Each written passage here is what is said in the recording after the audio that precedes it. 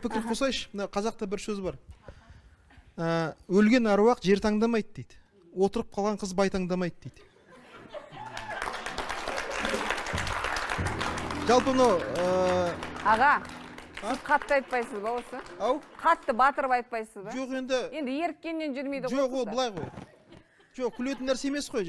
Немене күлеміз біз мысалы? Күлетін нәрсе емес біз. Бұл қыздардың кінәсі емес негізінен. Иә? Бұл ата-ананың кінәсі де. Мысалы, қыз бала, тағы айтылып айтамын. Қыз баланы уақытында, мысалы, баяғыда би айтқан ғой. Арық атқа қамшы жау, жыртық үйге тамшы жау. Жасында бай алмаса, көрінгенмен ойнаса, бәрінен де қызын жау деген. Сондан ол, біз қазір әрбір қазақтың үйінде бір жау қыз тәрбиелеп отырмыз. Неге? Өйткені ақылымыз жетпей жатыр да соған.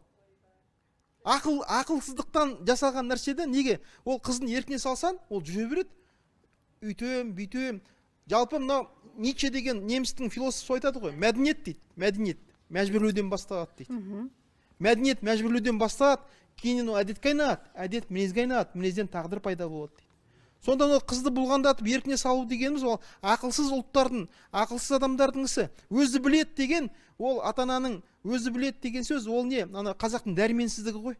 Бұрынғы күш қуаты бар қазақ ешқашанда баласына өзі білет демейтін. Әй, биыл сенің аяғын тұсаймын дейтін. Болды. Бітті. Неге? Сонда ата-ана керек та, ай қыз, биыл сені Аллаға ұзатамын.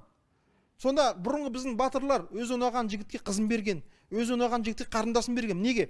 Таныған, ана жігіт мына менің қызымды не қарындасын жылатпайды деп берген. Ата-анаға байланысты деп отырсыз ғой.